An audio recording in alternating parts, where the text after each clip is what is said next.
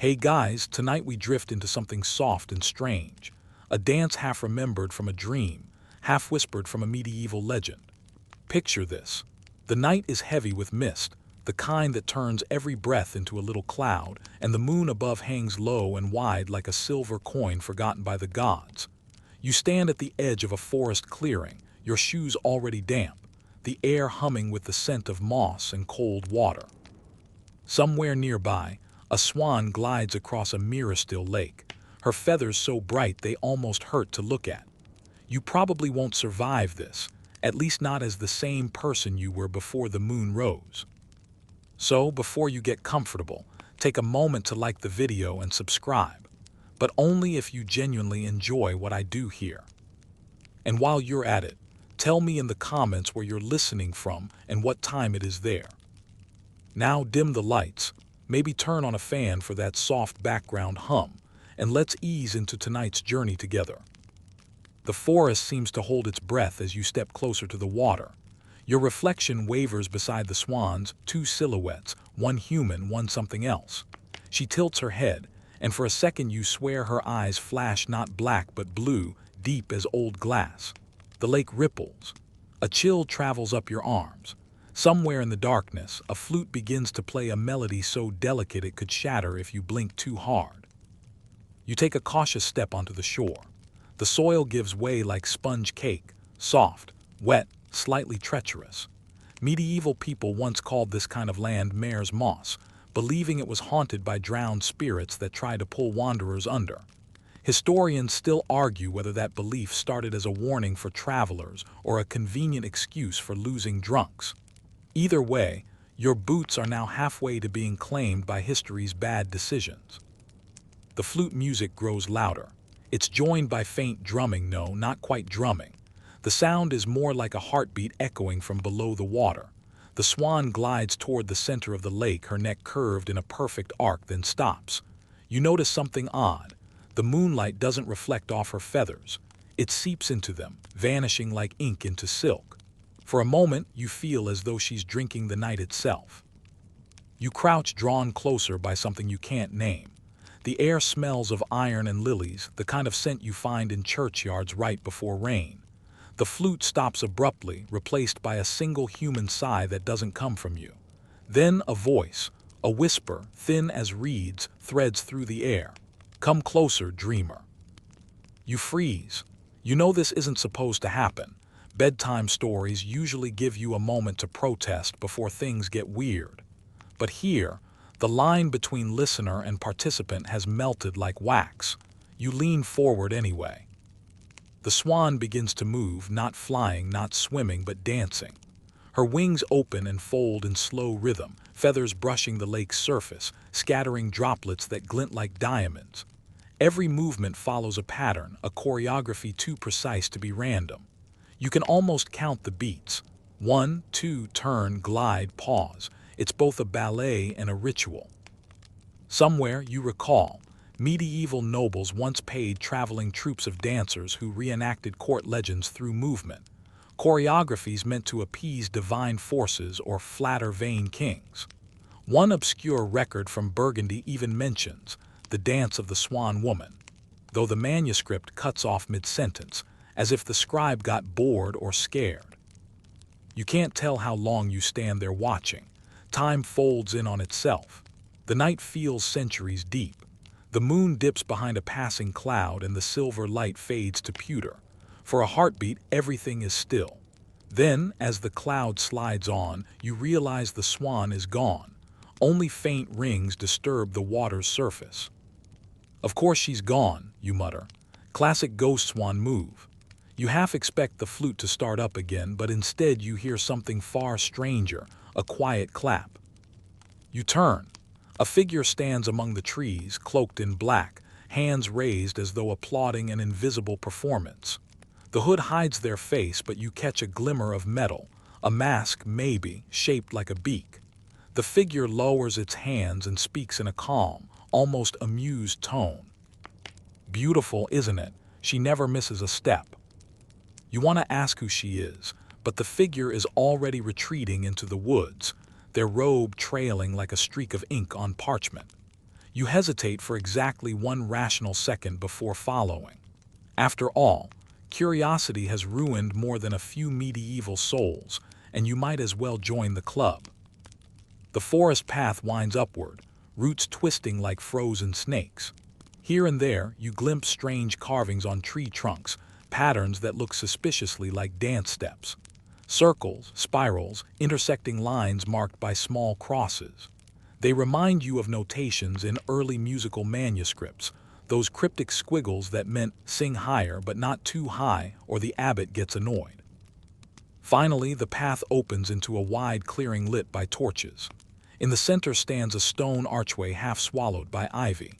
Beyond it, faint candlelight flickers and you hear laughter, polite, practiced laughter, the kind that belongs to courtiers and people who definitely judge your outfit. You realize you've stumbled into what looks like a medieval banquet, but this one isn't exactly real. The people inside move like smoke, shimmering outlines dressed in finery, faces half seen. The air shimmers around them and you feel an odd pull, like you're watching memories looping on repeat. Every few moments, the scene resets. Laughter, applause, the raising of a goblet, the start of a dance. You hover at the threshold. The Swan's melody returns, played now on viols and lutes. It threads through the room like perfume, and all the dancers turn in perfect unison toward a single figure at the center. She wears a crown of white feathers and a gown that catches the light like liquid glass. Her face, if it can be called that, shifts between shadow and beauty. When she lifts her arms, the music bends to her will. A noble beside you whispers, "The Queen of the Lake performs again." You glance around, startled, but no one else reacts. The whisper might have come from your own thoughts, or from a time long gone. Historians still argue whether such ghostly visions in folklore were metaphors for moral decay or echoes of genuine rituals performed to honor nature's spirits. Either way, the woman before you is no simple ghost. She moves like water remembering its shape. And as she turns toward you, yes, directly toward you, you see her lips part in something that might be a smile or a warning. She gestures once, a beckoning motion, and the candlelight flares. Then you're standing alone again. The forest is quiet. The lake gleams faintly behind you, as if amused by your confusion. Somewhere, a distant bell tolls the hour, impossible to tell which. You can still hear the faint echo of the dance in your heartbeat, a rhythm that doesn't quite belong to this century. You take one last look at the water, half expecting her reflection to surface again. It doesn't. Instead, the moon rises higher, serene and indifferent, and you realize you've been marked, not with words or wounds, but with music you can't forget. The dance has only just begun. The bell's final toll dissolves into the night air, and you stand frozen for a moment, the rhythm of that unseen dance still echoing in your pulse. When you blink, the torches from the clearing have vanished. Only the lake glows faintly behind you, smooth as poured mercury. Somewhere far off, a horse whinnies, and the sound feels wrong here, like the echo of a dream that has outstayed its welcome. You turn toward it, hoping that following the noise might lead you somewhere less bewitched. The forest thins gradually, the ground firming beneath your boots. The trees part to reveal a slope descending into a valley where warm, golden light spills from tall, narrow windows. A castle rises there, its towers spearing the sky like quills dipped in moonlight. At first, you think you're seeing a ruin, but as you draw closer, you hear laughter, the clink of goblets, and the faint scraping of instruments tuning. You've stumbled into a celebration, a medieval court alive with sound and motion. The guards at the gate don't stop you, they don't even see you. You drift past them like a ghost or an invited thought. Inside, the air shimmers with candle smoke and perfume, amber, musk, something faintly sweet, maybe honey or crushed petals. A tapestry of swans hangs over the entrance, their necks arched together into a perfect heart. Then the music swells. A procession glides down the grand hall, courtiers in silk and brocade, jewels flashing like shards of starlight. They laugh too brightly, move too gracefully, their smiles stretch just a little too far. It's all performance, the court as theater. But under the surface hums something else, fear, reverence, maybe both. You slip into the crowd, invisible among the masks. The ceiling glitters with hundreds of candles, their reflections dancing in the polished floor. You catch fragments of whispered conversation. "Did you see her last night? They say she danced again, out by the lake."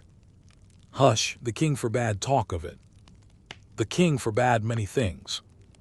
You glance around. The Swan Queen's name isn't spoken, but her presence drifts through the air like perfume on old lace.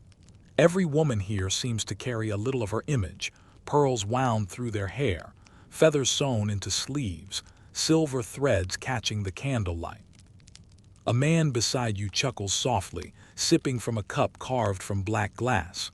"They pretend not to believe," he murmurs, "but they all wear her feathers, don't they? Hopping her curse might turn fashionable." You turn, expecting a face. Instead, you find a half-mask shaped like a swan's wing hiding most of his features. Only his mouth shows, a faint, tired smile. "She was real," you ask. "Real enough to haunt their dreams," he replies, raising his goblet in salute. "Real enough that even the priests avoid the lake." A herald's trumpet cuts through the murmurs, sharp as a blade. The hall quiets instantly. At the far end, a dais gleams beneath a canopy of gold cloth. A man sits there, young, handsome, with the expression of someone who's learned that power always costs more than it promises. His crown glints, but the shadows beneath his eyes are darker than any gemstone. "The king," someone whispers, "he commissioned the dance." A troupe of musicians enters, followed by dancers, men and women in pale garments that shimmer like fish scales. They begin their performance, and even from here you recognize the pattern, the same movements the swan made on the lake. Every glide, every tilt of the head, every raised arm mirrors her impossible grace. The music grows faster, the tempo almost desperate. You notice that each dancer wears a slender silver chain around one ankle. A decoration, perhaps, but when one missteps, you hear the faintest clink of metal tightening. The king watches, unmoving. His fingers drum against the armrest, keeping time. He does not smile.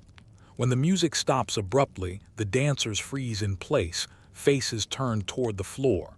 The silence afterward feels heavier than applause. Then the king rises. "To beauty," he says softly, lifting his goblet. The courtiers echo the toast like obedient echoes, "to beauty," though their voices tremble. You lean against a pillar, trying to piece together what you're seeing. In the Middle Ages, royal courts often blurred the line between entertainment and ritual. A dance might honor a saint, charm a rival, or curse an enemy. Historians still argue whether certain swan ballets in 14th century France were inspired by pagan lake goddesses or by allegories of divine purity. The line between sacred and scandalous was as thin as a feather's edge. As the crowd disperses, servants rush forward to collect the dancers' chains. One, a young woman with trembling hands, hides a single white feather in her apron. She glances toward you, and though she shouldn't be able to see you, her gaze locks onto yours. "She danced for freedom," she whispers. "Not for him." Then she slips away before you can reply. You follow her through a side passage, the music fading behind you. The corridor twists like a maze, lit only by torches that hiss and spit. At last, she ducks into a servant's quarters, a narrow room filled with washing basins and buckets of rosewater. She drops the feather into one of them. "If she dances again tonight," the girl murmurs, "we'll know." The water turns silver. You crouch beside her. "The queen," you say quietly, "she was cursed." The girl nods. "So the stories say. A rival at court, or maybe the king himself. Some say she spurned his love, others that she was too perfect, too proud, too beloved by the people." She bites her lip, glancing at the door. "But there's something no one dares mention. She never died." "That's not reassuring. What do you mean?" "She dances still," the girl whispers. "At the lake, when the moon calls her name." You're about to ask her name when footsteps echo in the hall. She shoves you into a closet filled with linens and slams the door. Through a crack, You see two guards enter, both masked, their armor engraved with swan motifs. "She's been talking again," one says, "about the queen."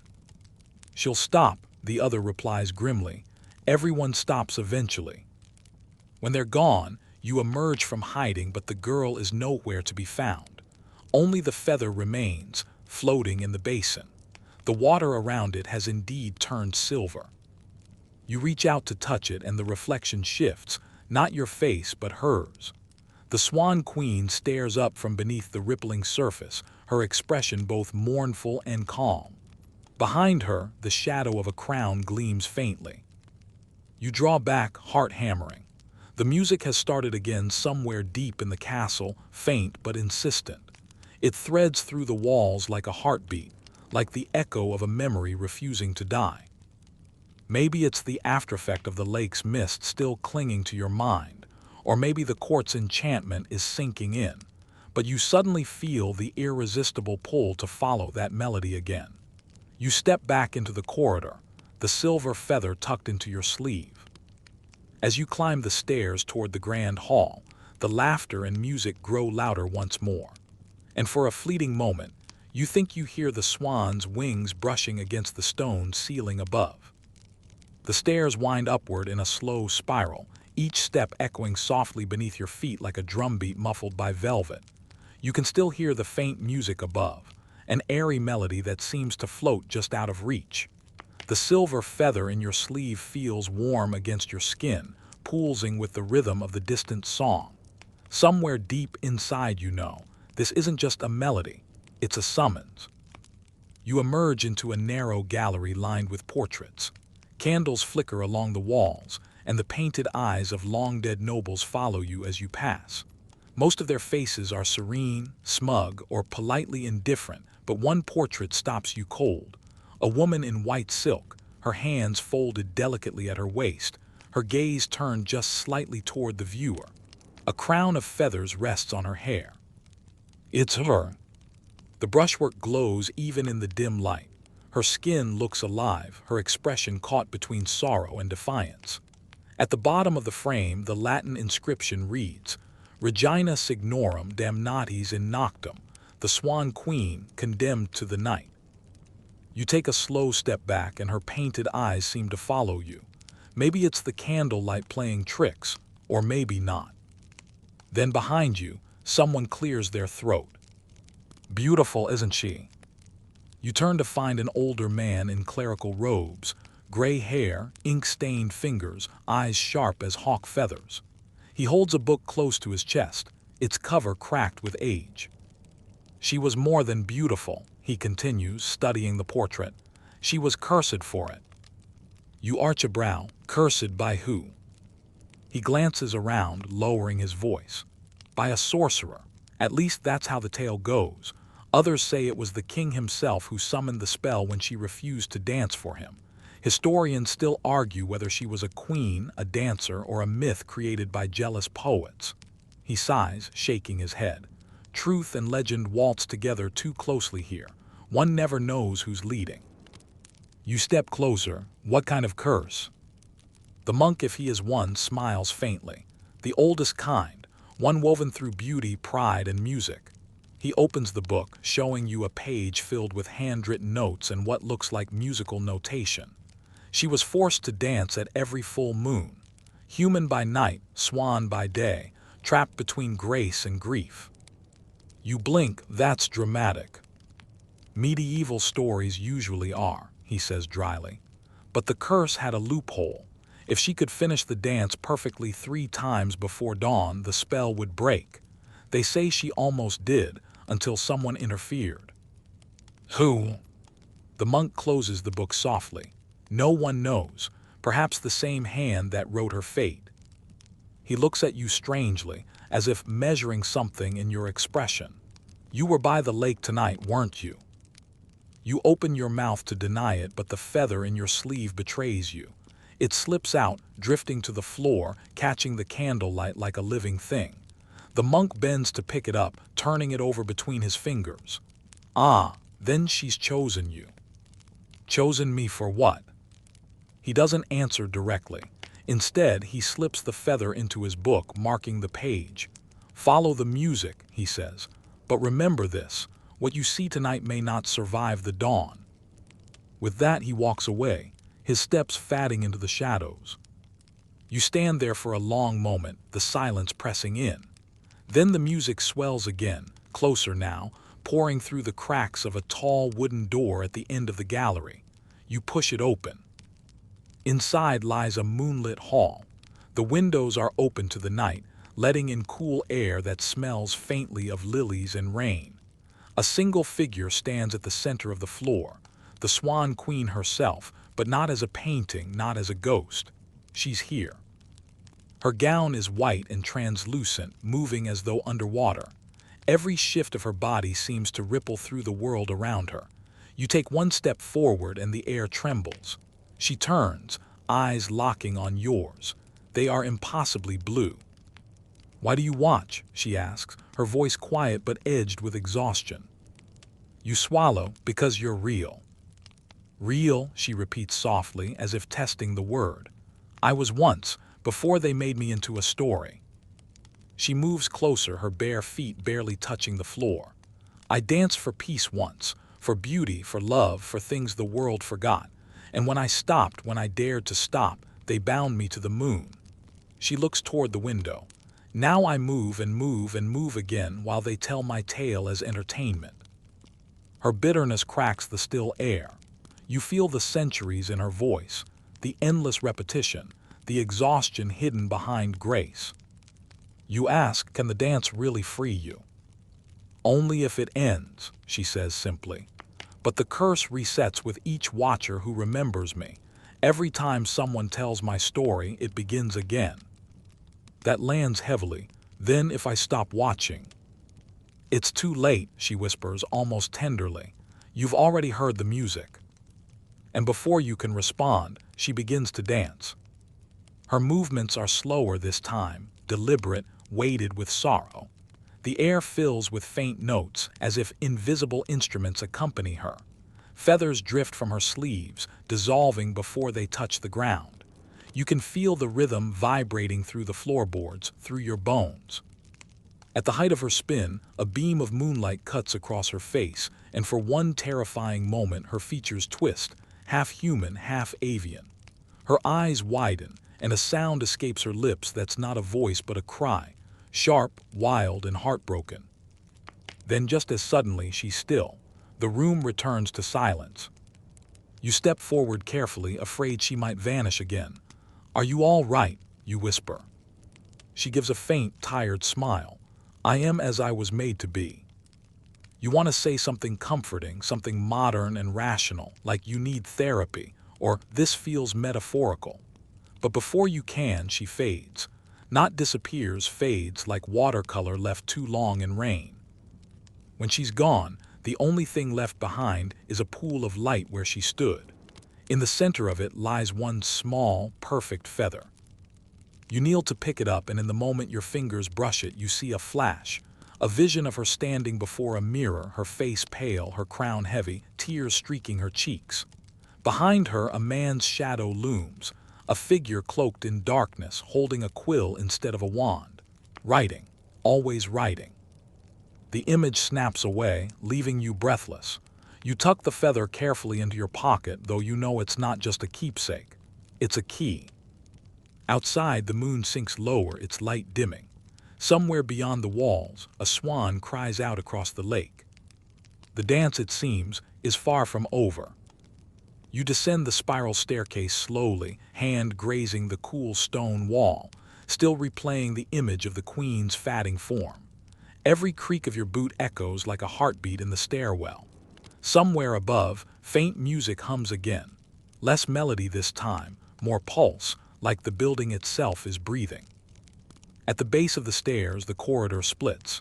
To your left lies the familiar great hall. To the right, a passage you haven't yet explored, lined with carved columns and low-burning candles. Instinct, or something that feels suspiciously like invitation, pulls you right. The air down here feels thicker, weighted with centuries of incense and forgotten prayers. You pass frescoes painted directly onto the stone. Saints, angels, dancers, beasts. Each face seems to tilt just slightly toward you as you move past. It's the kind of subtle movement your brain explains away immediately, until the third or fourth time it happens. Then you see him. At the end of the hall, seated at a wooden table covered in parchment and wax seals, is a man in a dark robe. His hood is thrown back, revealing pale, hollow features illuminated by the candlelight. You recognize him, not from before, but from the Queen's vision, the ink-stained figure behind her mirror. He looks up as you approach. "So," he says, voice smooth as old parchment, "you've met her." You nod carefully. "You're the monk or the writer?" "Both," he admits, smiling faintly. "Though some have called me worse: chronicler, choreographer, shadow maker." He gestures for you to sit. The chair across from him creaks softly as you lower yourself into it. His eyes, gray and unblinking, study you like a scholar dissecting a manuscript. "I wrote her dance," he says. "Every step, every turn, every breath. It was meant to be a prayer." "A prayer," you echo. He nods. "A plea for forgiveness for a king who had none." He reaches for a parchment and spreads it out. It's covered in intricate notations, circles, lines, curling marks that might be both musical and magical. "You see, our king sought divine favor, believing that if beauty could be made perfect through movement, his soul might be purified. The Swan Queen was chosen for that task. She danced for God, for grace, for redemption." You lean in, tracing a finger above the ink. "And?" The monk's expression darkens. Perfection does not please the divine, it offends it. He looks up, eyes gleaming with something like guilt. "The dance became blasphemy. The king demanded it be endless." You sit back slowly. "So you wrote a curse?" He hesitates.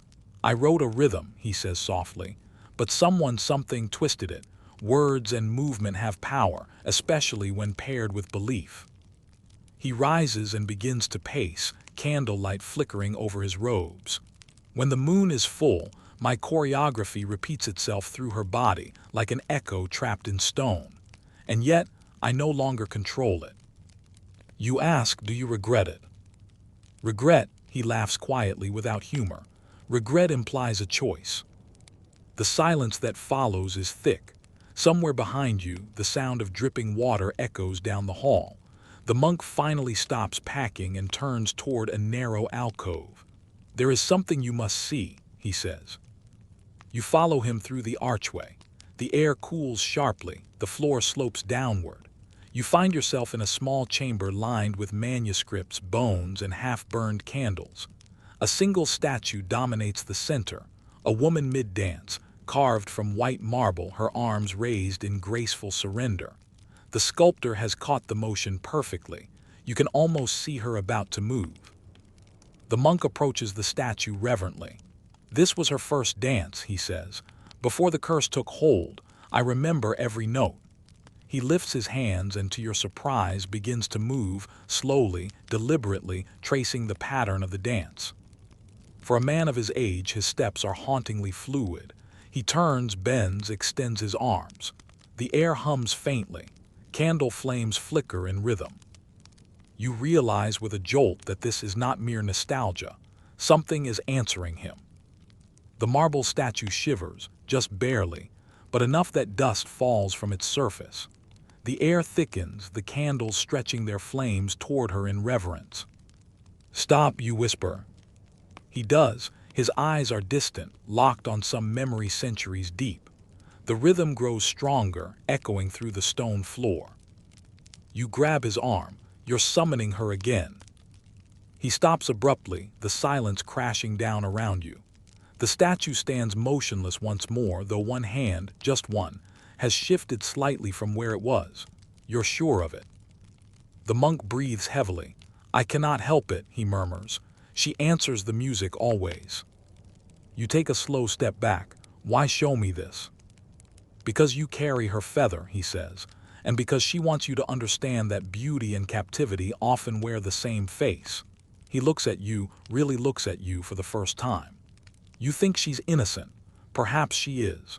Or perhaps she knew the power her dance held. Historians still argue whether she was victim or architect. The word architect hangs in the air. You think of the lake, the moon, the hypnotic rhythm that drew you forward. Maybe she isn't just cursed. Maybe she's the one who keeps the story alive, each new watcher, each new retelling, another turn in her eternal choreography. The monk closes his eyes, murmuring a prayer under his breath. When he opens them again, his expression has softened. "There is one last piece of truth," he says, "but it lies not here, beneath the chapel in the scriptorium, where the final movement was hidden." You frown. Hidden? He nods. She tore it from the manuscript before she vanished. Without the last sequence, the dance can never end. You glance back toward the marble statue. For a heartbeat, the flickering candlelight seems to form the outline of wings unfurling behind her. The monk places a hand on your shoulder. "Go," he says. Before the moon wanes, the door beneath the chapel opens only while she dances. You hesitate. "What about you?" "I've danced enough for one lifetime." He returns to his seat, quill already poised over parchment. As you turn to leave, you hear him murmur, "Perhaps the story will finally find its ending through you." Corridor back to the upper floors feels longer now, stretching like a dream that doesn't want to let you wake. You climb, the silver feather pulsing faintly against your wrist. Above, the moonlight leaks through the cracks in the ceiling, thin and restless. Somewhere beyond these walls, the Swan Queen moves again. You can feel it, the rhythm vibrating through the stone. Her dance is both plea and prophecy. And you, it seems, have become part of her choreography. The great hall looks different when you return. The moonlight streaming through the high windows has shifted from silver to pale blue, and dust dances in the air like the remnants of some invisible snowfall. The room is almost empty now, save for one thing. At the far end of the hall, where the marble steps rise toward the chapel doors, the floor has begun to shimmer. You step closer, boots echoing on the flagstones, and see that the light isn't just a reflection, it's liquid. The pattern of moonlight has thickened into a rippling film, like a shallow pool made of pure light. You kneel beside it. Beneath the luminous surface, faint shapes appear, letters, musical notes, fragments of text that drift and dissolve before you can read them. It feels alive, like a page that remembers its words. You whisper, "The dance." The feather on your wrist burns faintly, as though in answer. And then you hear her again. The Swan Queen's voice, not from afar this time, but near, so near it feels like it's being spoken inside your breath. The final step lies below. Your eyes lift toward the chapel doors. The monk's words echo in your head. The door beneath the chapel opens only while she dances. You rise and cross the hall. Each step feels guided, fated. The heavy oak doors open without resistance, as if the centuries have been waiting for this very moment. The chapel is breathtaking. Even in its decay, it radiates grandeur. Stained glass windows fractured by time still cast kaleidoscopic colors across the cracked altar. Angels carved in marble gaze down with eyes worn smooth by candle smoke. At the center stands the great stone cross, its base split by a jagged fissure running directly beneath it. You step closer. The fissure hums faintly, like a string drawn too tight. Wind breathes from below, carrying the scent of ink, dust, and something older, something oceanic. When you kneel beside the crack, you can just make out a set of carved runes. They're ancient, the lines deep and deliberate. The feather on your wrist pulses again, and the runes flare with faint blue light. You don't decide to speak, but the words leave your mouth anyway, in a voice not entirely your own. "Open."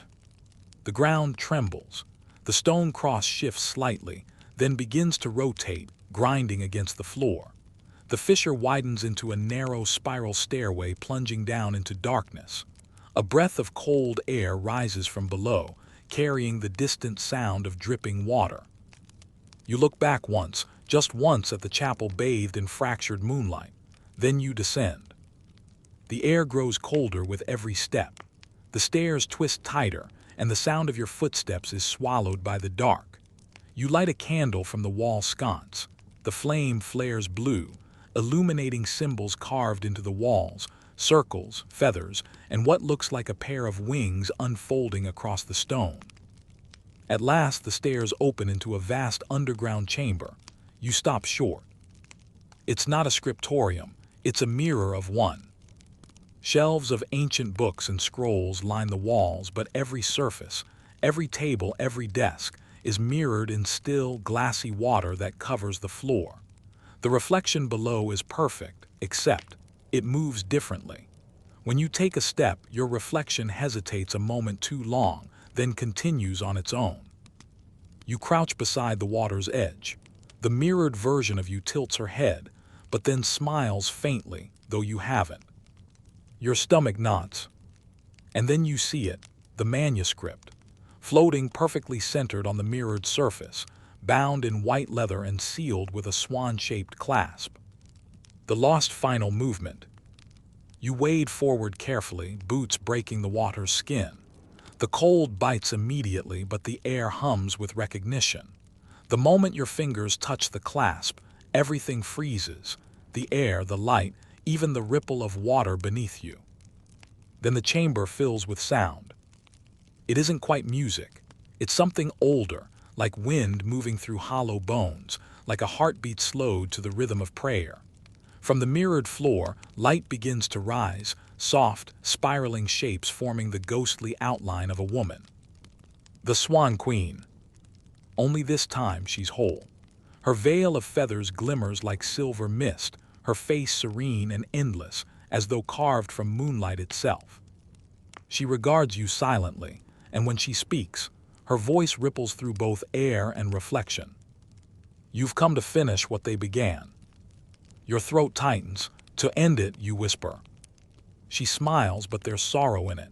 To end it is to remember it truly. She gestures toward the manuscript in your hands. Read it. You open the cover.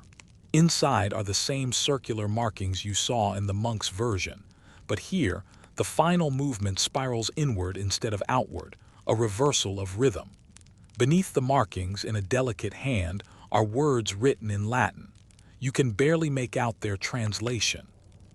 When the dancer knows she dances not for grace, but for freedom, the curse dissolves. You look up. You could have ended this yourself. Her gaze softens. Only one unbound by faith or fear could break the rhythm. I am both. You glance again at the mirrored water. The reflection of the queen stands apart from her, no longer mirroring her movements but circling her slowly, like a shadow caught in orbit. Then what am I, you ask? She steps closer. The witness, the rewriter. Every century the story finds one who remembers differently. Her hand lifts to your wrist, touching the feather.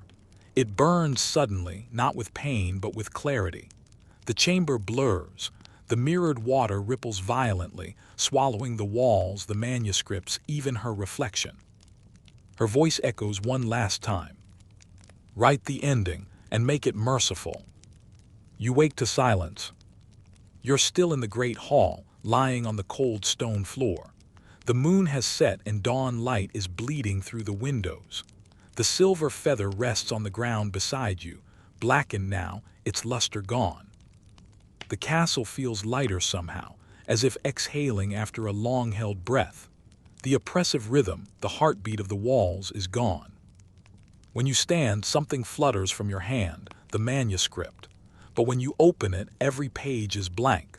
Only one sentence remains, written in your own handwriting across the first page. She danced, not to be forgiven, but to be free. You look up.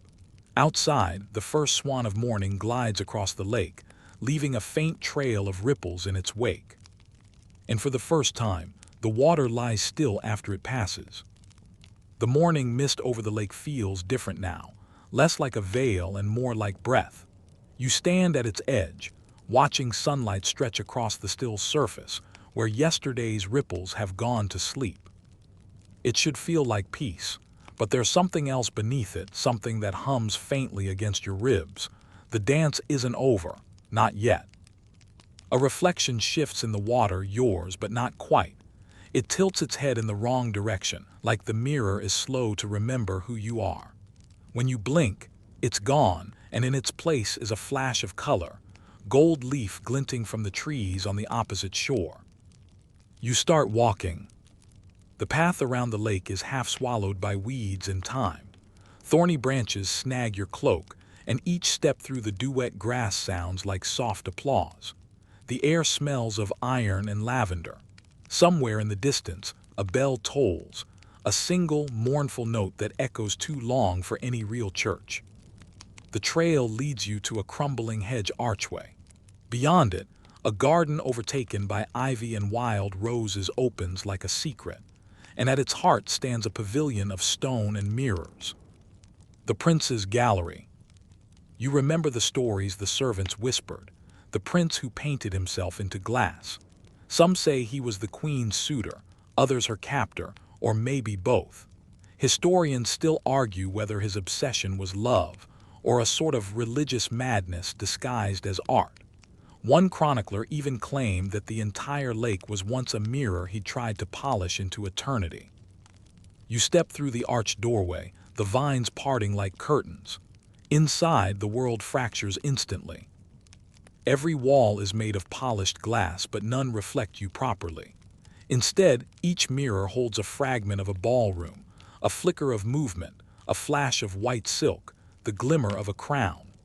The Swan Queen dances in every pane, frozen mid-motion, as if time shattered into light. You approach the central mirror, the largest one. It towers over you, framed in tarnished silver carved with feathers and vines.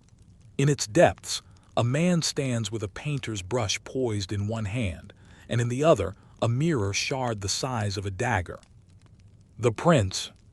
He's young, beautiful in that exhausting way nobility can be, too precise, too polished, too aware of his own reflection.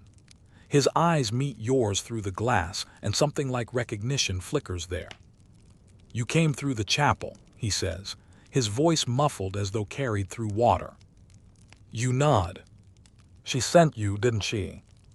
"The queen, you ask?" He smiles faintly, though his reflection doesn't. "She always does, when the moon grows tired and the dance begins to fade." He gestures with the shard in his hand.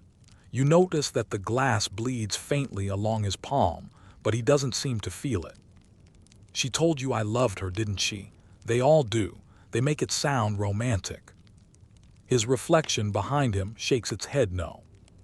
He leans closer to the mirror. "But love like that, it's just worship wearing a prettier mask. I painted her to hold her still. She hated stillness."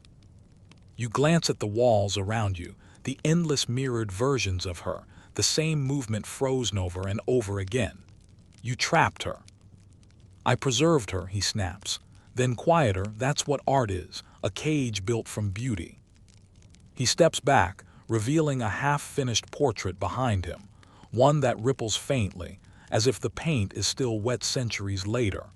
The figure in the painting isn't the queen, it's you. For a moment you think it's a trick of light, until you see the unmistakable detail, the faint burn of the feather mark on your wrist. Your voice shakes. "How?" He raises the mirror shard higher, catching a shaft of light.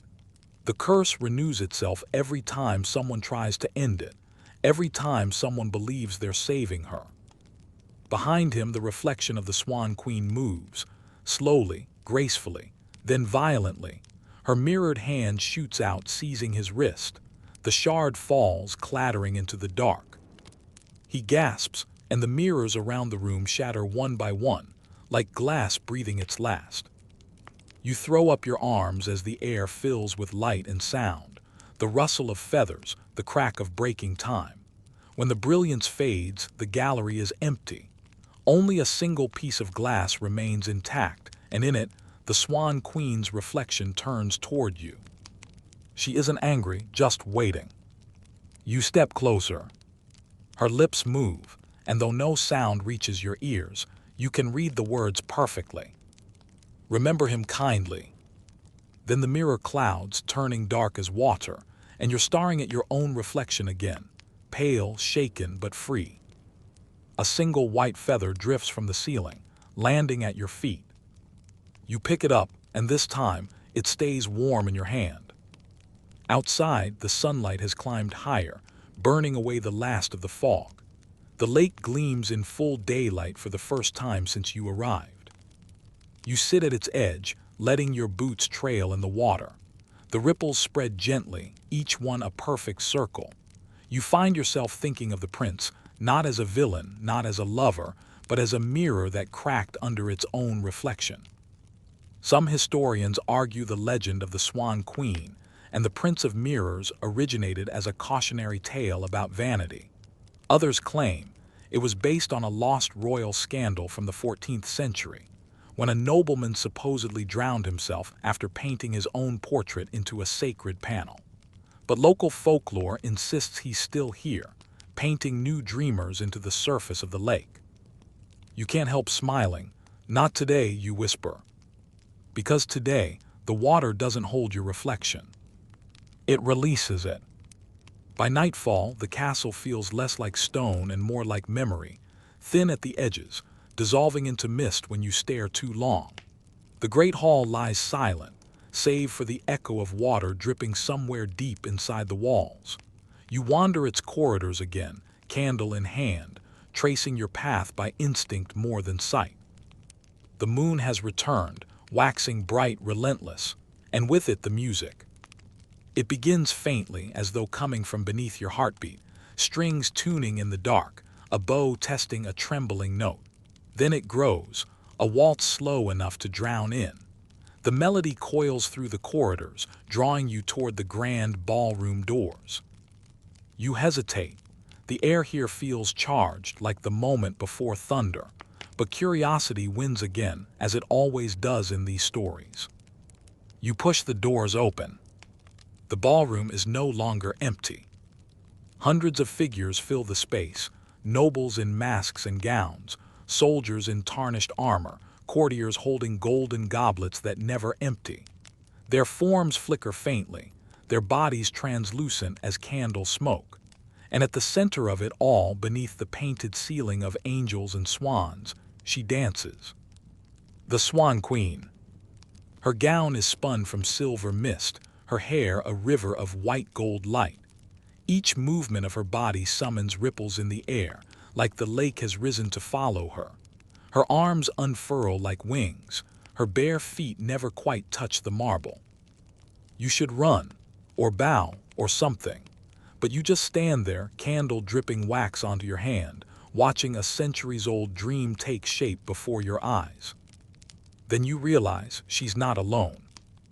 The ghostly courtiers are dancing with her, in perfect synchrony, partners turning, dipping, spinning, an endless loop of movements repeated across time. You count the measures, 1, 2, 3, and again.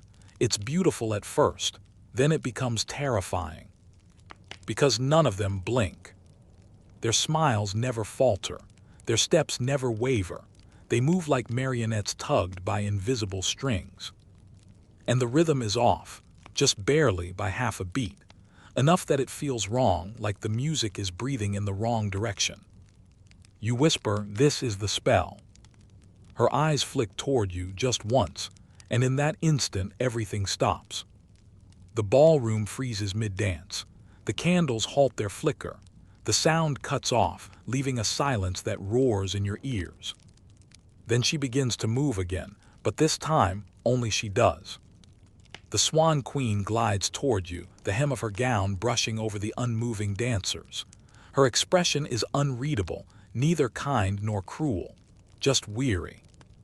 "You shouldn't be here," she murmurs, her voice soft as a sigh over water. "The rehearsal isn't meant for the living." "I had to see," you manage. "I wanted to understand." Her smile is faint. Understanding is the cruelest way to love something. She lifts one arm, gesturing to the frozen dancers. "They were my courtiers, my friends. The night before the war, I asked them to dance with me one last time. The music never stopped." You glance around the room, their faces caught in perpetual grace. You trapped them. She shakes her head slowly. "No, I held them. The sorcerer bound my grief to the rhythm, and when dawn came, they were already part of the melody. The candle in your hand flickers violently. The air begins to hum again, low, resonant, like the plucking of some unseen string. The music is returning. "Leave," she whispers, "before the next measure begins." But you don't, you take a step closer. "If I go, it happens again, doesn't it, every night?" She looks down, her lashes trembling. "Every night, for 600 years. Something inside you, the same reckless pulse that made you open the manuscript, descend the stairs and speak to ghosts, rises again. Then let me join you." Her head lifts sharply. "No. You said the dance holds the curse. Then let someone else carry it." She studies you in silence, the air between you shimmering faintly. "You don't understand what that means." "Probably not," you say. "But historians still argue whether bravery and foolishness are just synonyms in fancy clothes." A faint laugh escapes her, a sound like wind brushing the surface of the lake. "Very well," she says, "but only for one song." She raises her hand and the room exhales. The dancers stir back to life, the music surges, and the marble beneath your feet becomes slick as glass. She extends her arm and you take it. And then you're dancing. The rhythm takes you instantly, every beat a tide pulling at your bones. The air thickens with light, the candles whirl like stars. Her movements guide yours with impossible precision. A turn, a lift, a spiral so smooth it feels preordained. The world bends around the dance. The walls dissolve into rippling reflections. You see glimpses, scenes stitched into motion. The monk writing by candlelight. The prince painting his own reflection. The feather sealed in wax. The lake swallowing the moon. Every fragment of the legend flashes past, looping endlessly until the pattern begins to twist. The rhythm falters for just an instant, and she gasps. You realize what's happening. The spell is unraveling. The tempo breaks, the dancers around you freeze mid-turn, and cracks appear in the marble floor like lightning bolts. The music wavers, splintering into echoes. The Swan Queen tightens her grip on your hand. Her voice trembles. "Don't stop." You spin her once more, momentum carrying you both into the eye of the collapsing rhythm. The floor glows beneath your feet, circles upon circles, the same markings from the manuscript, but they're breaking apart now, releasing light instead of binding it. Her gown blazes white, feathers burst outward in slow motion. The ballroom dissolves into a storm of light and dust. And through it all she whispers, "Thank you." The final note hangs suspended, then fades into silence. When your vision clears, the ballroom is empty again. No ghosts, no music, just you and a single feather drifting slowly to the floor, glowing faintly before fading into nothing. You kneel, breath-catching, realizing the strangest thing of all. Your reflection is gone. Not in the mirrors, not in the floor, not in the lake beyond the windows. The dance has claimed it. And somehow, that feels like mercy. You wake before dawn, the air cold enough to taste. The castle feels quieter, now emptier, almost relieved. But something inside you insists that the story hasn't finished. Not yet. Outside, fog curls over the lake like silk being folded by invisible hands. The water's surface gleams faintly under the dying stars, silver and still. You sit at the edge again, staring into the faint reflection of yourself that has only half returned. The manuscript, the one that had turned blank, now rests beside you, its cover damp from the night air. You run your fingers over it absently. For a heartbeat, you think you feel it breathing. Then a sound, a deep, resonant hum, rises from beneath the water. You stand slowly. The surface begins to tremble and the faint outlines of shapes appear below, arches, pillars, and tapestries rippling beneath the surface. Not reflections, structures. The legend's last unspoken movement waits underneath. So of course, you do the one thing no sane person should do in a haunted fairy tale castle before sunrise. You wade in. The water bites cold at first, but it's so clear you can see the pale stones descending below you, forming what looks like a stairway spiraling down into light. You take a breath, close the manuscript tight against your chest, and dive. The shock of the cold steals your breath instantly, but as your body adjusts, the water glows faintly around you, bluish and alive.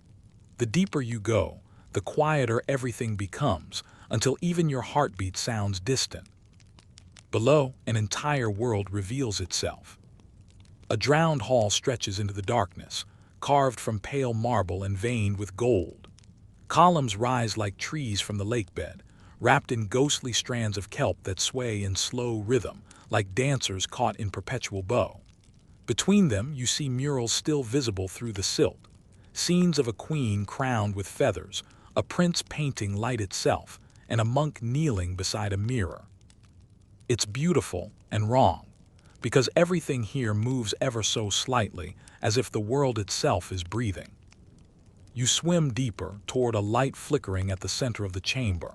There, suspended just above the lakebed, is a tapestry, its fabric glowing faintly, its threads alive with phosphorescent shimmer. It's huge, spanning the entire chamber, and on it is a single image. The Swan Queen mid-dance, her arms raised toward the moon. Except her face is unfinished. Where her features should be, the fabric is empty, the threads dangling loose like uncombed hair. You hover there, heart hammering, and the manuscript in your hand begins to stir. The pages flutter open of their own accord, the ink bleeding across them into new patterns, circular, spiraling, alive.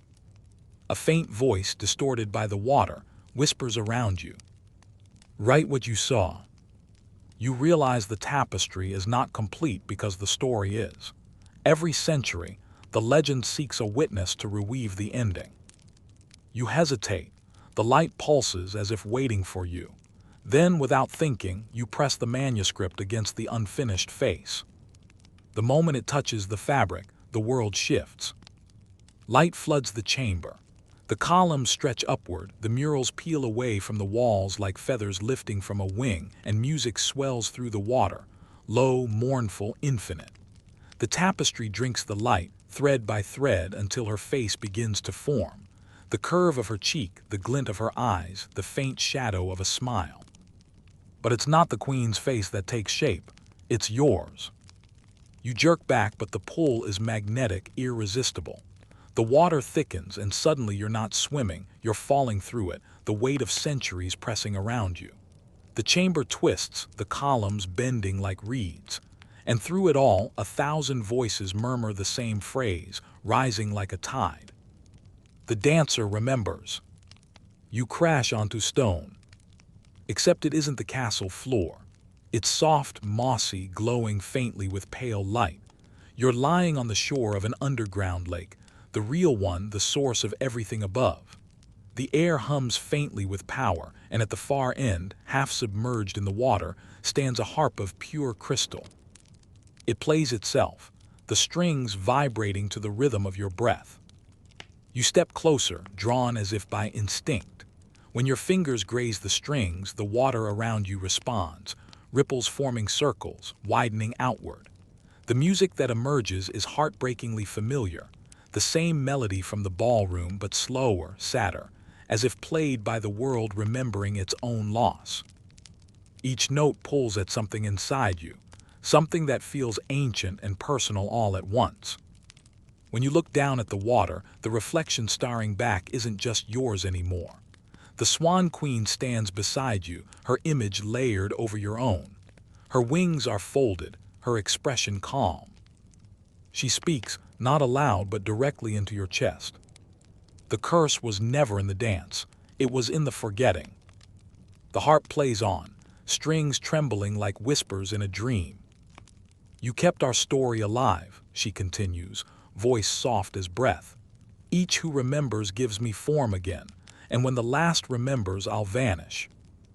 The water glows brighter, the lake's surface turning to glass. Beneath it, the tapestry you completed shimmers, the queen's new face, your face shining in woven gold. Then what happens to me? You ask quietly. Her eyes close, you wake. The light flares, so bright it burns through color, through shape, through sound. And suddenly you're standing at the lake's edge again in the morning sun, dry and trembling. The castle stands silent behind you, its windows empty, its reflection perfect. The manuscript lies beside you, soaked but still. You open it, and inside, written in delicate silver ink across a single page, is one line. Every memory is a movement, every story a step. As you read it, the ink fades, vanishing like breath on glass. You look back toward the lake, the fog is gone. And for a moment, just before the surface stills completely, you see her there again. The Swan Queen standing on the water's skin, arms outstretched toward the light, smiling as she fades. Historians, of course, still argue whether the sunken hall beneath the lake of white feathers ever existed. Some say it was a metaphor for the medieval subconscious, the idea that beauty must drown before it can be reborn. Others insist it was real, built by an order of mystic architects devoted to preserving lost art beneath sacred waters. But you know better now. You were there. And sometimes, when the wind moves across still water, you could swear you hear it again. The faint, impossible sound of crystal strings playing themselves, keeping time with your heartbeat. Days pass, perhaps weeks. Time feels uncertain, as if the lake still bends it like light. You wander the castle and its grounds, but nothing behaves quite as before. Corridors no longer echo your footsteps. Portraits seem to watch, but gently, as if recognizing an old friend. The lake's surface remains calm, though every now and then ripples form without wind. The manuscript never dries. You've stopped trying. Each morning when you open it, the pages are blank, save for faint impressions, as if words have been written and then withdrawn. It feels less like a book now, more like a door waiting for a knock. You start to sleep in the great hall again.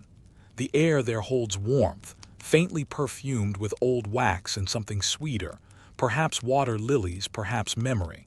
On the third night, the dream returns. Not as before, with the queen dancing beneath the moon, but as something quieter. A garden at dusk, overgrown and soft with moss. A figure kneels by a fountain, washing paint from their hands. You approach, knowing before you see their face who they must be. The painter prince looks up and smiles. "You finished the story," he says, his voice like a ripple in still water. You can't speak, you only nod. He gestures to the fountain. The water glows faintly, reflecting not the sky but the tapestry, the queen's image now fully formed, radiant with life. "She was never meant to vanish," he continues, rinsing his brush. "Just to rest. Stories need silence too between their songs." The words settle in your chest like gentle rain. You glance down and the manuscript appears in your hands again, dry and open. On its first page, ink blooms once more, not from your pen, but from within the fibers themselves. It writes, "The dance begins again where memory sleeps." You wake before dawn. The castle hums faintly, the lake beyond your window whispering its slow, patient rhythm. Something has changed, not in the world around you, but in the air itself. It feels awake, listening. You rise, follow the familiar path to the water's edge, and find the surface perfectly still, mirroring the first pink glow of morning. On a stone near your feet rests a single white feather, untouched by dew. You pick it up and the manuscript opens in your hand once more. This time, the pages do not remain blank. Across them, lines of delicate script appear, one after another, forming a letter addressed to you. It reads, "To the last witness, we do not thank you for saving us, for we were never lost, only waiting. Each who remembers becomes the next keeper, and you have remembered with honesty. You looked beneath the surface when others feared to see their reflection. You gave us breath again, not through belief, but through listening. So let this be your gift, the knowledge that beauty does not end. It changes its shape, seeking the next dreamer to wear it. When the world above grows loud and hurried, come back to still water. The song remains even when the stage is gone. You close the book gently, pressing the feather between its pages. And just as the last word fades, the wind rises, the first true breeze since the storm weeks ago. It carries across the lake, bending the reeds, stirring the surface into a silver shimmer. The sound is unmistakable now, the soft, crystalline echo of the Queen's harp, carried through air instead of water. The melody weaves around you, ancient, tender, familiar. You hum along without realizing, and for the briefest instant, the reflection in the lake shows not one figure but two, you and her, standing side by side in the dawn. She lifts her arm, inviting you to mirror her gesture. You do. And though you cannot see her wings anymore, you feel the air lighten, as if something vast and forgiving has taken flight again. Later, when you leave the castle, you walk the narrow path through the valley where mist drifts low over wildflowers. Every step feels strangely rhythmic, as though your body remembers a choreography older than language. The path winds through ruins long forgotten, pillars half sunk in moss, fragments of frescoes showing faint outlines of dancers in gold. You pause before one such wall. Despite centuries of decay, one painted figure remains nearly intact. A woman in mid-turn, arms open, her expression serene. Beneath her feet, an inscription almost worn away reads, "Those who dance with time leave no shadow." You touch the stone lightly, and for an instant warmth pulses through it. Somewhere deep in the forest beyond, you hear water moving, steady, alive, eternal. Years will pass before you return. When you finally do, the castle will be little more than ivy and silence. The lake will have shrunk, its water clear enough to reveal the faint outlines of marble beneath, the drowned hall now visible in sunlight. Scholars will come, excited, scribbling notes and measuring ruins. They'll call it the Mirror Abbey, believing it to have been a sanctuary for a forgotten order of artisans. None of them will find the harp, none will mention the Queen. But on the northern wall of the submerged chamber, they'll find a single mosaic still untouched by decay. A figure standing beside the Queen, their faces turned toward the rising sun. The figure will wear your face. And though the guidebooks will list it as anonymous attendant, the locals will tell another story, quietly at dusk, when the air turns soft and the lake gleams like mercury. They'll say that once, long ago, a traveler came who listened so deeply that the lost remembered themselves again. They'll say the Queen danced that night for the first time in 1,000 years. And when children ask how the story ends, the elders will always smile and answer, "It doesn't, it just changes who tells it." The road away from the lake grows rough and narrow, the cobblestones half buried under weeds. You travel by instinct more than direction, following the faint tolling of a bell that shouldn't still be ringing. The bell leads you to a low ridge where mist clings like wool, and beyond it stands the monastery, if it can still be called that. The roof has collapsed in places, ivy spills through broken arches. Yet somehow, the sound continues. One ancient bronze tongue, swinging lazily in the wind as though a ghost is keeping time. Inside, the air tastes of dust and candle soot. Rows of stone benches line a long hall, and at its far end, a single stained glass window filters the light into watery fragments of blue and green.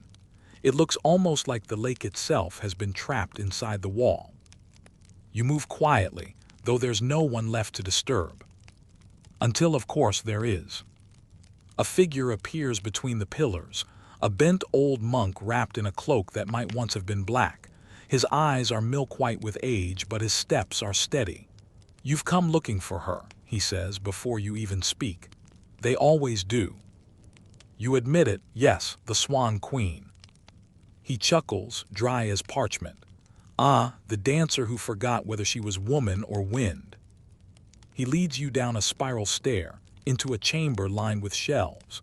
Books sag like exhausted travelers, scrolls rest in glass coffins of dust.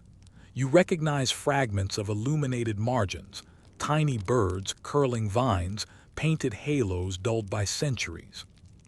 On one table lies a folio bound in eelskin, its title burned away. The monk gestures. This one mentions her, though not kindly. You open it, careful not to break the spine. The text is in uneven Latin, half obliterated by time. Yet you manage to piece together a few phrases. The lady of feathers, who danced for the moon, tempting noble hearts to ruin. Beneath the text, a different hand, smaller, more fluid, has written a note in the margin. Not ruin, salvation through grace of movement. The contrast is startling. It's as if two scholars centuries apart are arguing silently on the same page. Historians still argue, the monk says, whether she was a heretic or a saint. Depends on who wrote the manuscript and who paid them. He points toward a wall fresco, nearly invisible under soot. You rub the surface with your sleeve and color stirs. A woman in white, surrounded by circles of blue water. Beneath her feet, small figures kneel with hands raised. Before the church, the monk murmurs, the people worshipped rivers. The Queen's Lake was one such shrine. When the priests came, they renamed her a sinner. Easier to replace a goddess if you call her cursed.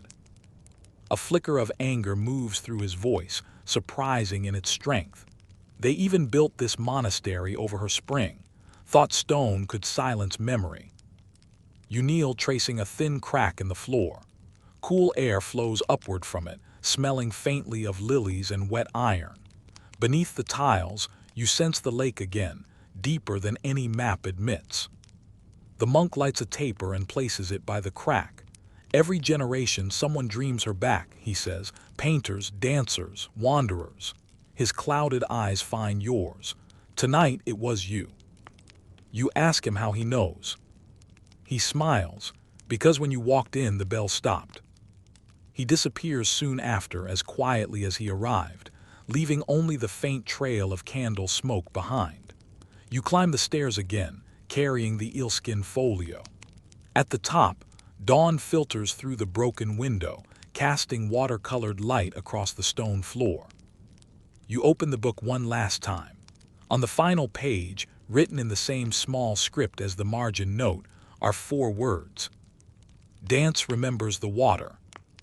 You look out through the shattered glass at the valley beyond. Mist drifts over the meadows, silver and slow. Somewhere down there, the lake waits, reflecting a sky you now realize is the same shade of blue as the ink in your hands. You close the folio carefully, feeling its weight, the pulse of centuries caught between its pages.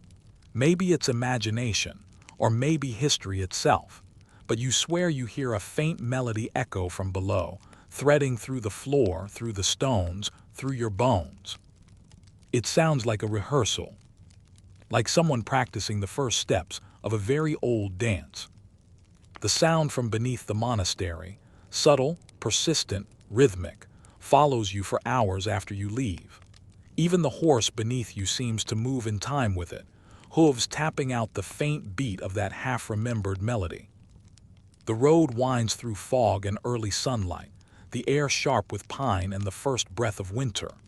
By midday, the ruins of the castle appear again in the distance, though they seem changed, edges softened by haze, towers leaning as if in mid-bow. You know better than to trust appearances here. Nothing in this valley ever stays only what it seems. As you ride, your mind replays the monk's words. Dance remembers the water. The phrase sits inside you like a seed. Each step of the horse seems to coax it toward life. That evening, near the edge of the forest, you come upon a stone circle you've never seen before. 12 pillars, weathered smooth, half sunk in moss. In the center lies a wide, flat slab engraved with lines so faint they could be music or choreography. And there, waiting, stands a man in armor dulled by age. His visor is raised, his eyes gleam like struck flint. "You're late," he says. You tell him you didn't know you were expected. He gestures toward the stone circle. No one ever does, but once the bell stops, the duel must begin. You laugh softly, thinking it's another riddle, until you notice the sword in his hand. Its blade reflects no light but moves with the rhythm of the lake's shimmer, fluid and silver. He steps forward, lowering the point until it touches the ground. This was her guard's duty once, he says, to fight the light that kept her bound. They called it the duel of feather and flame, but time forgot the challenger. You've returned. You start to object, but the words never form. The air shifts, the forest goes silent, and then the moon, pale and early, rises between the trees. The knight lifts his sword. The blade catches the moonlight and throws it outward in a long curve that settles around the circle like a halo. Within that glow, the engravings on the stone floor begin to move, lines turning to ripples, symbols breathing into motion. You step closer and realize it's not a duel of blades at all. It's a dance. The knight moves first, one sweeping turn, arm arcing in perfect measure, the blade describing luminous loops through the air. The ground hums underfoot. The motion is both violent and graceful, part battle, part ballet. Without understanding why, your body responds. You match his rhythm, each step echoing his, mirroring, resisting, flowing. It feels as though invisible strings connect your hands, your feet, the air, the moon itself. He laughs and the sound is like breaking glass. Good, you remember. You're no longer sure whether he's alive or apparition, dream or memory. The dance grows faster, the moon brighter, until you can hardly see where you end and he begins. The sword's light blurs into feathers, dozens, hundreds, circling around both of you like a blizzard of silver snow. Then suddenly silence. The knight freezes mid-motion, his sword lifted toward the stars.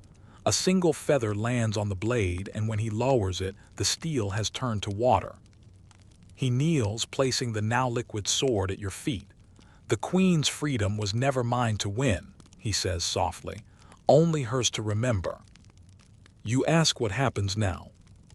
He looks up, smiling faintly.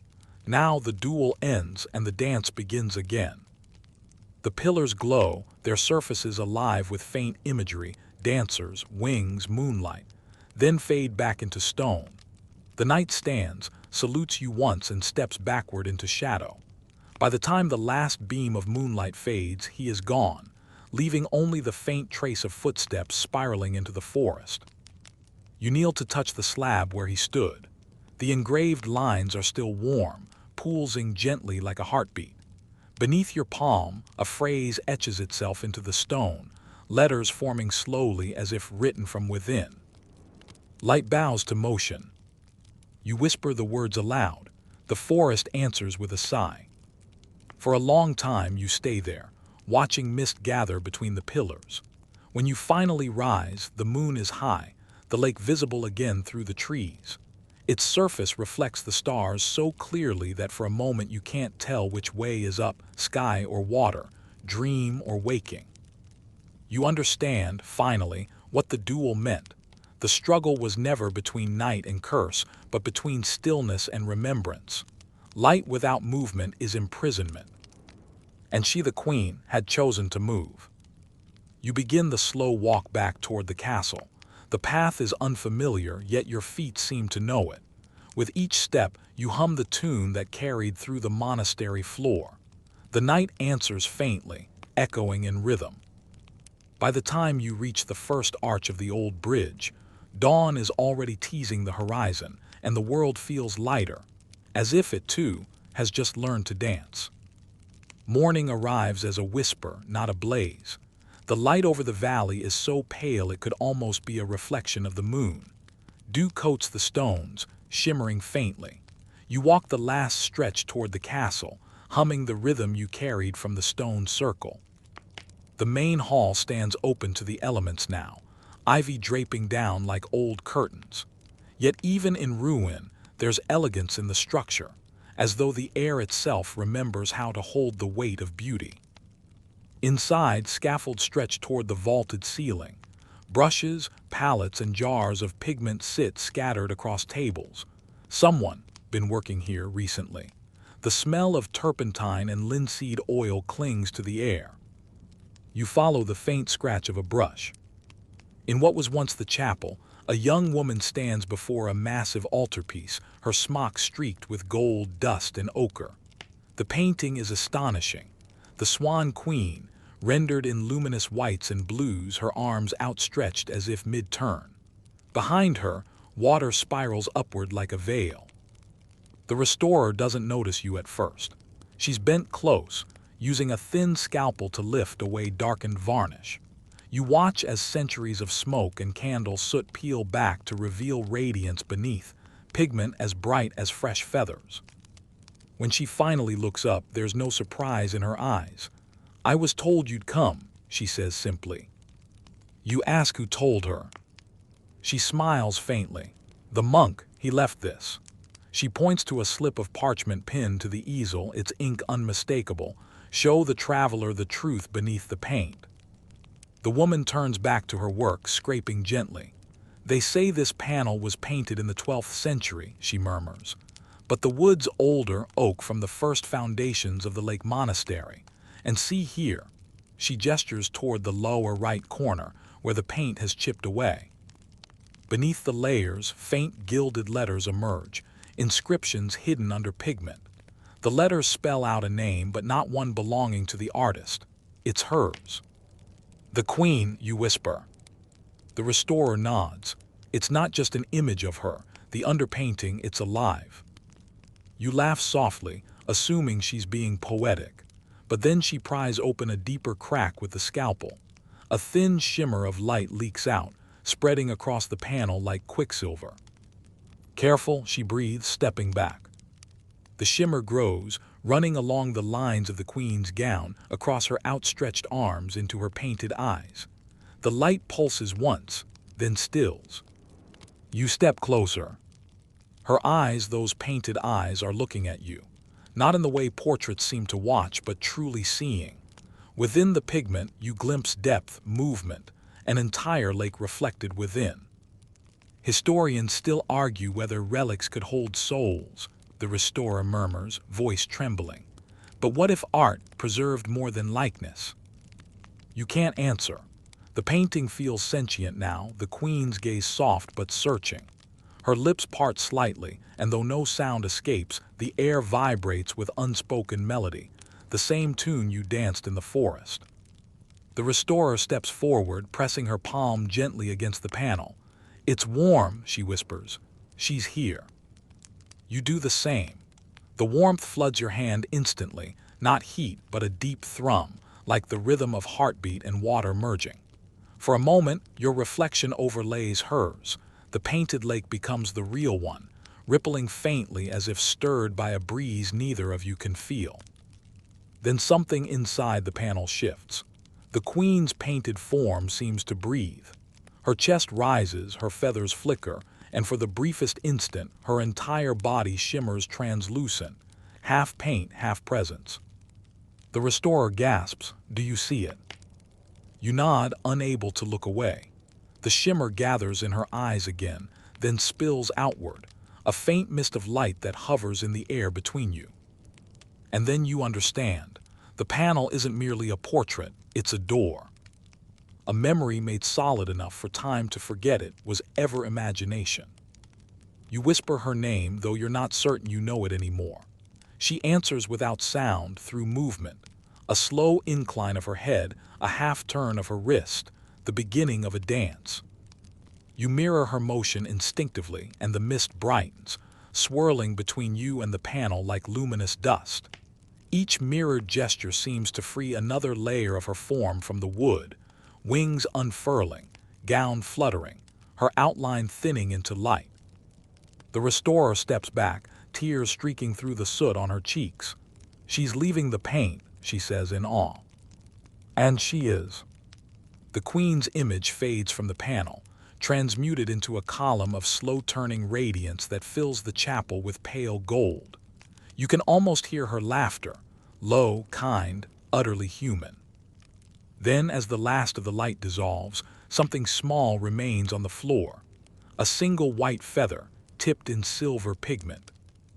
The restorer kneels to pick it up, her hands trembling. "What do we do with it?" You shake your head. "Nothing, let it remember itself." She places it gently upon the easel. The light in the room softens, settling back into the ordinary morning glow. The queen's figure no longer fills the canvas. Only a faint outline remains, as if she had never been trapped there at all. You and the restorer stand in silence for a long time. Finally, she says, "You know this isn't the end, right?" You smile faintly. "It never is." And when you leave, the chapel smells faintly of lilies and clean rain, like the air over the lake at dawn. Outside, the clouds part. Sunlight spills through the ruined arches, and somewhere deep beneath the earth, you swear you hear music again, the faintest echo of harp strings rising. You leave the monastery, stepping into the pale morning air. The forest surrounding the path is quiet, almost unnervingly so, as though it holds its breath. The mist hangs low, clinging to the roots of trees and curling around the stones like a slow-moving tide. The manuscript in your bag feels heavier than usual, as if it carries the weight of every image, every note, every movement you've witnessed. You wander along the trail without fully noticing the direction. The world feels shifted. Birds sing, but the melody seems slightly off, like a broken string tuned half a note too high. Somewhere in the distance, water moves quietly unseen, as if rehearsing a rhythm just for you. Eventually, the path opens into a meadow dotted with wildflowers, the sun casting long, golden streaks across the grass. In the center, a small pond glitters in the sunlight, its surface perfectly still. You kneel at the edge, staring at your reflection, half expecting to see her, the queen waiting beneath the water. The surface shimmers faintly, like liquid silver, and for a heartbeat, you imagine her wings unfurling. A sound makes you start, soft footsteps on the grass. You turn to see a young man carrying a bundle of parchment and ink-stained brushes. His hair is dark, his eyes bright with curiosity.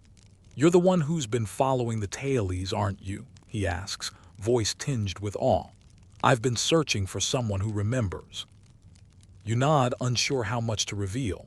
"I think I might be." He spreads the parchment before you. Drawings, notes, diagrams of dancers, lakes, and swirling winds, all annotated in a careful, deliberate hand. Some pages depict the queen herself, others the lake, the castle, the monastery. His handwriting is elegant, almost scholarly, yet tinged with something more, devotion, wonder.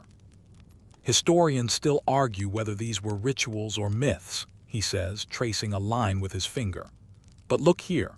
The water writes, the dances, they line up perfectly. You've seen them, haven't you?" You hesitate, remembering the ballroom, the submerged hall, the duel of blade and dance, the living painting. Everything is connected. The lake, the monastery, the festival, the queen herself. All threads woven into the same tapestry of memory and movement. "Yes," you whisper, "I've seen it all." His eyes widen. Then you understand. You understand why it continues, why we need witnesses, keepers of the steps. Without someone to remember, it disappears again. You glance at the pond. The surface ripples faintly as though in response. The wind picks up, carrying a whisper of music across the grass. You can almost feel her, the queen, moving through the air, every gesture a pulse of life. The young man looks at you expectantly. "Will you teach me? Will you pass it on?" You smile faintly. "If the dance remembers, it will teach itself. We only need to listen." The pond glimmers again, a mirror of the sky above, and for the first time you feel the rhythm of the world as something tangible, alive. Movement and memory intertwined, impossible to separate. As the wind carries the faint echo of harp strings, you realize the truth. The queen's dance is not a single story, a single moment. It's a cycle, a river of motion flowing through time, through you, through anyone willing to see, to remember, to step into her rhythm. And now you are part of that current. You stand, the young man at your side, and for a long moment, the meadow is silent except for the whisper of wind and the faint pulse of unseen strings. The dance continues. Evening drapes over the valley like a soft, velvet curtain. The sun tilts low, spilling copper and rose across the hills.